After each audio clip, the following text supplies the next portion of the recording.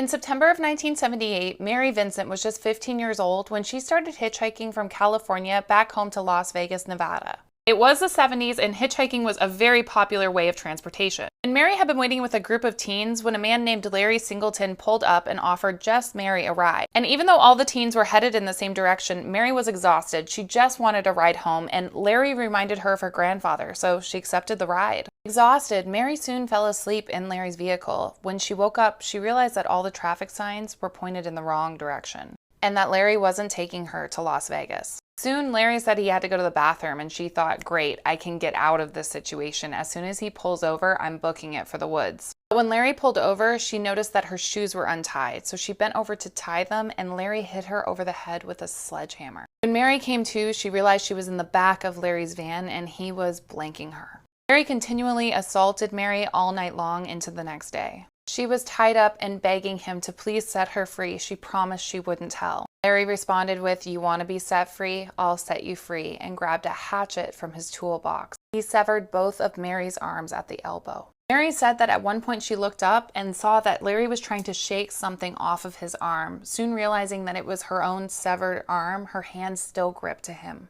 She thought her best bet to survive was to play dead, and he dragged her out of the vehicle and threw her down a 30-foot ravine. And I don't know how this 15-year-old girl thought of this, but she used the mud in the ravine to pack where her arms had been severed to stop the bleeding. And then she crawled out of the ravine and walked for over 3 miles until a couple found her and picked her up. And when she got to the hospital, she didn't fall asleep. No, she waited for police to arrive so that they could interview her, so that they could catch that guy. Just such an inspiring young lady, and they did catch Larry, and 6 months later she would face him in court, where somehow for kidnapping and blank he only got 15 fucking years. Only 8 years later he would be released from prison for good behavior. Before his release, Mary did win a civil suit where she was supposed to be rewarded $2.5 million, none of which she received because he couldn't pay up. And after Larry's release from prison, Mary had to move several times because she was afraid for her life. And unfortunately, the injuries she sustained from him were like a red flag. Everyone knew who she was. Mary also fell into a deep depression because the injuries that she sustained from Larry took away her passions from her. She was a dancer and an artist, and all of that had been robbed from her. And it wasn't long after Larry Singleton returned to his native Florida that he reoffended.